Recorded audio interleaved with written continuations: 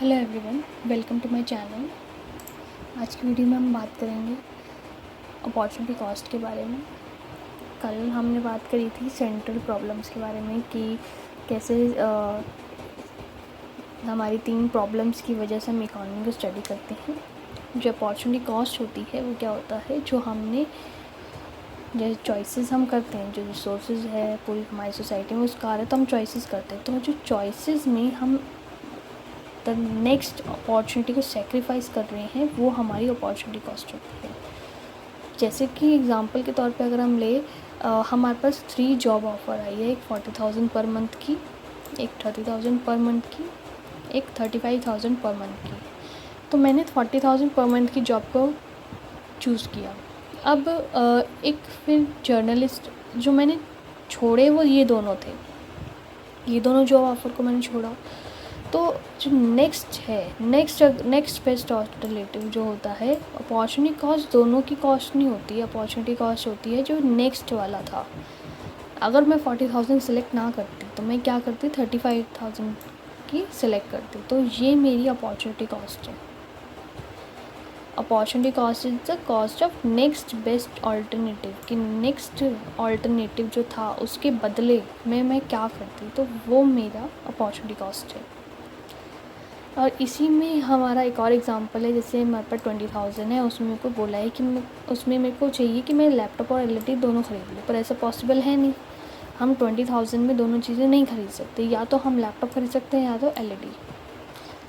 पर मैंने डिसाइड किया कि मैं लैपटॉप ख़रीदूँगी। तो जो अपॉर्चुनिटी कॉस्ट है कि मैंने लैपटॉप को चूज़ किया और मैंने जो एलईडी टीवी की सेटिस्फेक्शन थी उसको छोड़ दिया, वो हमारी अपॉर्चुनिटी कॉस्ट है। मैंने जो एलईडी टीवी की सेटिस्फेक्शन को छोड़ा है।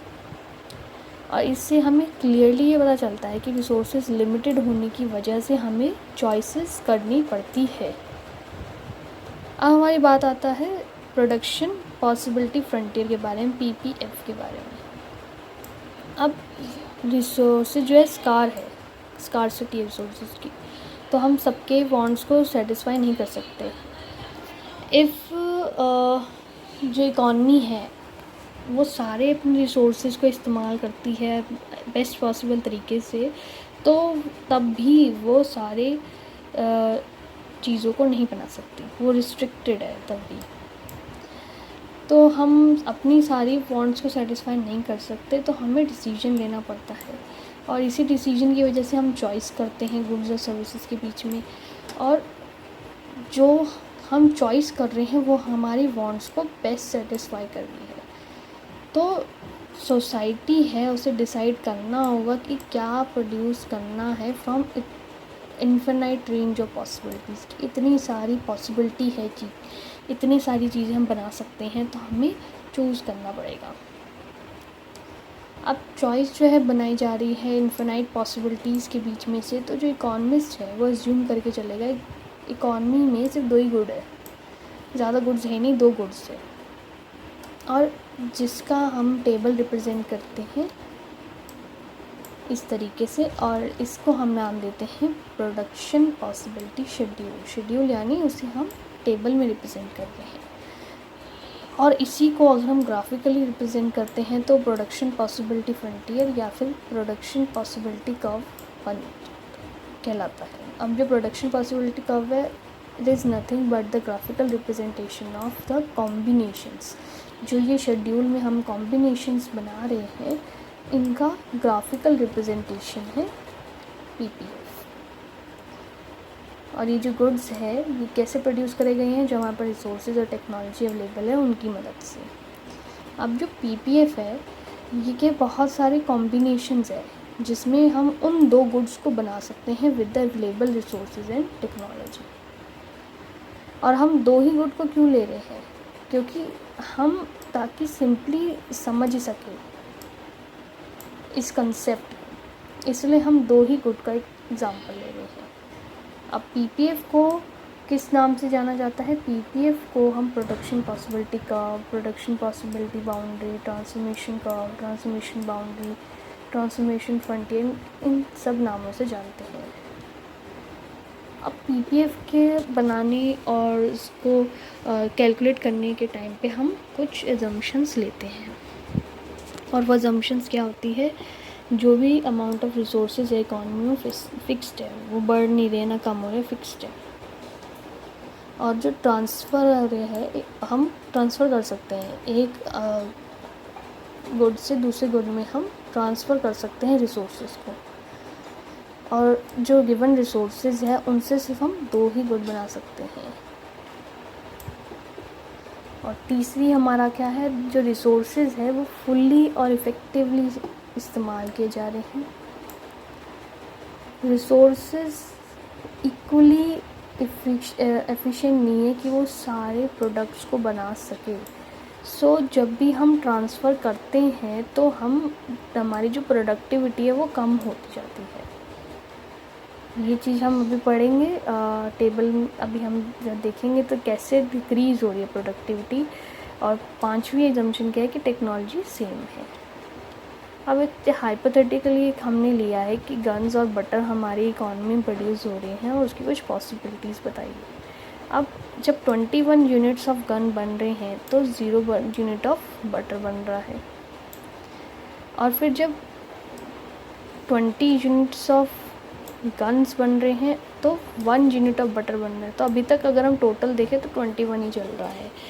बट फिर अगर हम बात करें तो जब थर्ड कॉम्बिनेशन की बात करें, हम 18 यूनिट गन को बनाने के लिए 2 बटर बन रहे हैं, तो यानी कि हमारा एक डिक्रीज़ होता जा रहा है।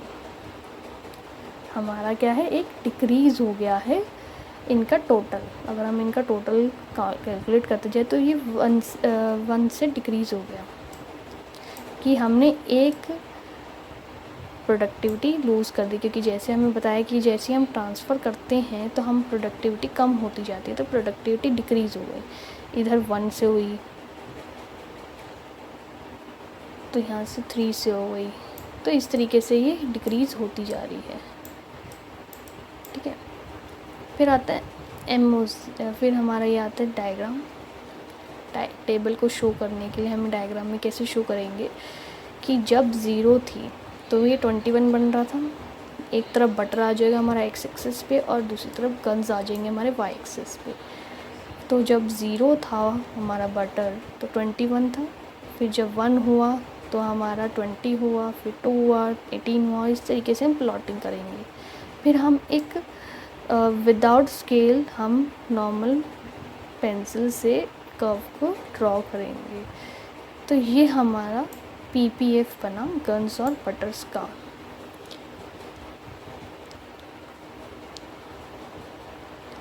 अब क्या होता है कि हम एक चीज़ देख सकते हैं कि जब बटर 0 था तो 21 गन्स बन रही थी, और जब गन्स 0 है तो 6 बटर की यूनिट्स बन रहे हैं।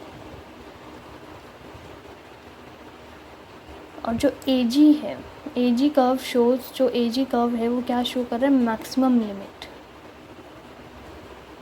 जैसे ये ए बी सी डी ये सब है, एजी कर्व है। ये एजी कर्व जो बना हुआ है हमारा, ये क्या बता रहा है, मैक्सिमम लिमिट्स, कि मैक्सिमम गन और बटर कितना बन सकता है। मतलब कि मैक्सिमम गन्स हम 21 बना सकते हैं और मैक्सिमम बटर हम 6 बना सकते हैं उस रिसोर्सेज से।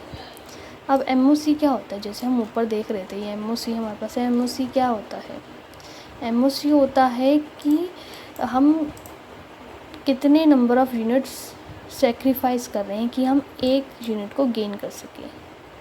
कितने नंबर ऑफ़ यूनिट को हम सेक्रीफाइस कर रहे हैं कि हम एक गेन कर सकें। अब इसमें हम जैसे यहाँ पर एक यूनिट का सेक्रीफाइस कर रहे हैं, जैसे टोटल मेरे को 21 जो मैंने वो बताया, वो बहुत अलग, एक बहुत बेसिक सा मतलब कंसेप्ट था, जस्ट नॉर्मल। अब जैसे यहाँ पर टोटल 21 होना चाहिए हर केस में, तो यहाँ तो 21 इसके पास है। अब इसमें 20 है और इसको 1 दे दिया, तो इसने इसको 1 दिया है। और जो लिखा है ना जैसे यहाँ पर कि सेक्रीफाइस्ड, कितना हमने सेक्रीफाइस किया एक एडिशनल यूनिट के लिए। तो यहाँ एक यूनिट के लिए हमने एक ही चीज़ सेक्रीफाइस की है, तभी हमारा टोटल 21 आ गया। अब यहाँ मेरा टोटल 20 आ रहा है, ठीक है, टोटल मेरा 20 है, बट यहाँ मैंने एक प्लस किया है तो मैंने यहाँ पर क्या किया है, 1 यूनिट और पाने के लिए 2 यूनिट सेक्रीफाइस किए हैं। 1 यूनिट और पाने के लिए 2 यूनिट सेक्रीफाइस किए मैंने। ऐसे ही हमारी जो MOC है वो बढ़ती जाती है।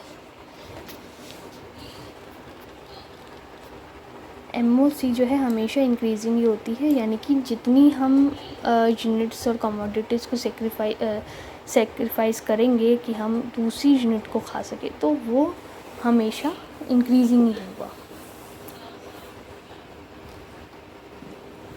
अब MOC हमेशा इंक्रीजिंग ही होता है। इंक्रीजिंग जो MOC है वो इसलिए ऑपरेट करता है कि जो प्रोडक्टिविटी और जो एफिशिएंसी है फैक्टर्स ऑफ प्रोडक्शन की, वो डिक्रीज़ होती जाती है जैसे जैसे हम एक शिफ्ट करते हैं, जो हमने अजम्पशन में भी पढ़ा कि जैसे हम शिफ्ट करेंगे जो प्रोडक्टिविटी है वो कम होती जाएगी।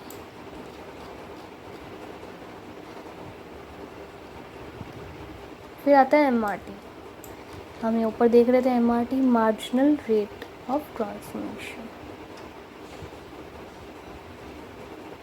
MRT is a ratio of number of unit of a commodity sacrifice। हम इसमें रेट निकाल रहे हैं, यानी कि डिवीजन की, हम कितना सेक्रीफाइस किया और कितना गेन किया था उसका रेशो।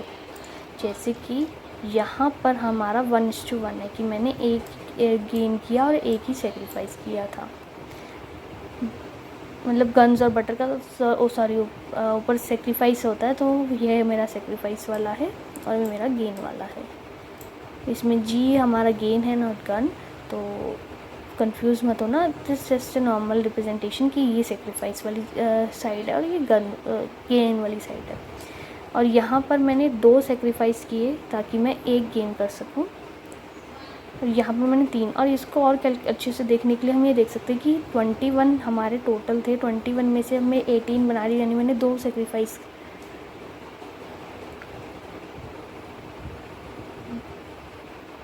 सेक्रीफाइस कर दिए और एक गेन करा है उससे, क्योंकि मेरा गेन तो एक ही हुआ है, बाकी 2 तो सेक्रीफाइस ही हो गए।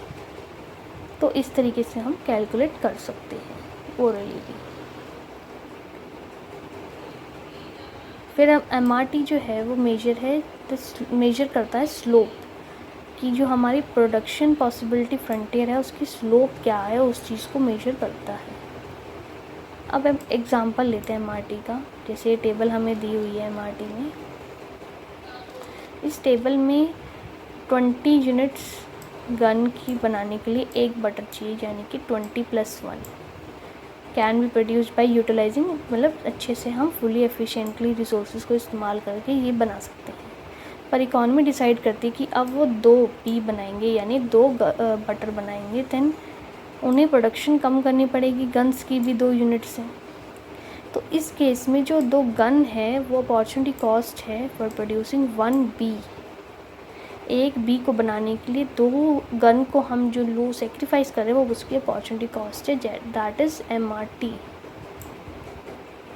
जो कि है हमारा MRT को हम कैसे दिखाएंगे, 2:1 इसलिए दिखाया क्योंकि हमने जो सेक्रीफाइस किया वो पहले आता है और जो गेन किया वो बाद में आता है।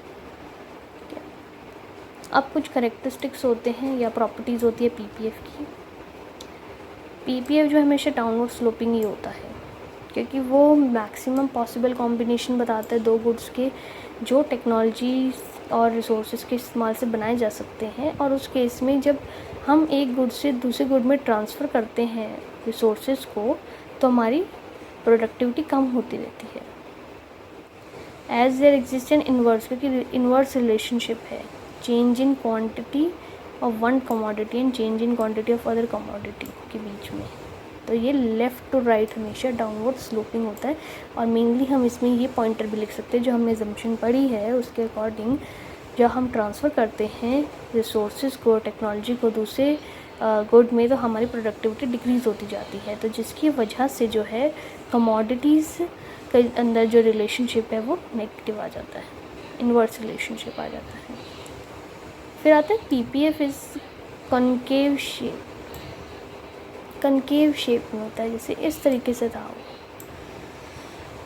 क्योंकि जो because of increasing marginal rate of transformation MRT बढ़ रहा है, यानी कि ज़्यादा और ज़्यादा यूनिट एक कमोडिटी की सेक्रीफाइस की जाती है ताकि एक और यूनिट बनाई जाए दूसरी के।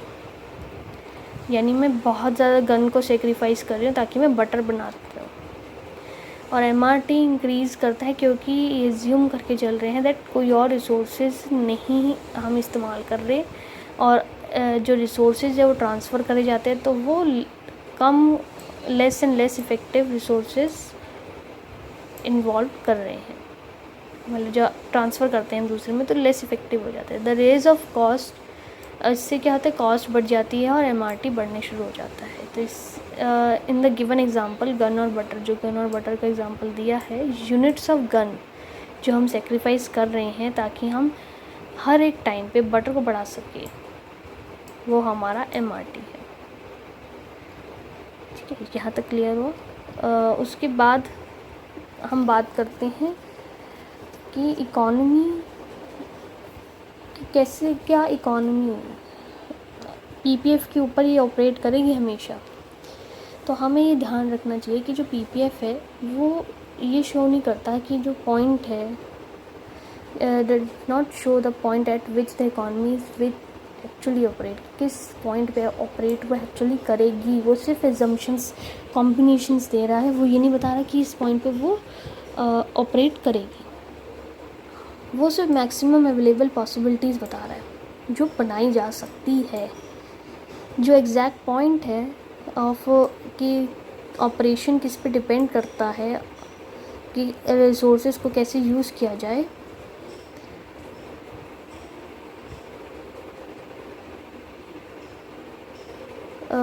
Economy will operate on PPF only when resources are fully and effectively used. Economy PPF पे जब ऑपरेट करेगी जब वो रिसोर्सेज इक्वली और इफेक्टिवली यूज़ किए जा रहे हैं।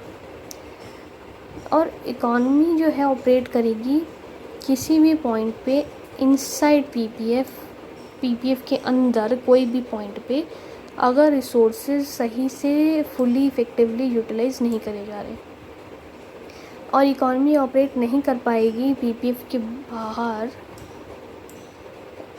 क्योंकि वो अनअटेबल पॉइंट है, उसे हम क्योंकि जो गिवन रिसोर्सेज और टेक्नोलॉजी है उससे हम वो अचीव कर ही नहीं सकते पॉइंट। यानी कि हम यहाँ पर किसी एक इस पॉइंट पे हम अचीव कर सकते हैं या इसके अंदर कोई अचीव कर सकते हैं, पर इसके बाहर अचीव करना पॉसिबल नहीं है क्योंकि रिसोर्सेज और टेक्नोलॉजी से जो कॉम्बिनेशन बन सकते हैं वो हम बना चुके हैं। तो यानी कि economy can either be operate on PPF या इनसाइड, या तो उसके ऊपर हो सकता है या तो अंदर, जो अटेनेबल कॉम्बिनेशंस होते हैं। पर इकॉनमी जो है उसके बाहर ऑपरेट नहीं कर सकती क्योंकि वो अनटेबल कॉम्बिनेशन हो सकते हैं। तो हमारी जो इकॉनमी है उसमें PPF के अकॉर्डिंग दो कॉम्बिनेशन बन गई, अटेनेबल और अनअटेनेबल, यानी जो हम अचीव कर सकते हैं कॉम्बिनेशन और जो हम अचीव नहीं कर सकते। आज की वीडियो में हम इतने ही बात करेंगे। इसके बारे में अटेनेबल और अनअटेनेबल कॉम्बिनेशंस के बारे में हम नेक्स्ट वीडियो में डिस्कस करेंगे।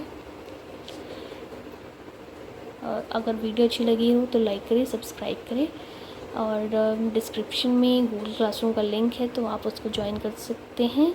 उसमें मटेरियल के लिए और कोई भी डाउट्स है तो उसमें हम सॉल्व कर सकते हैं। Thank you.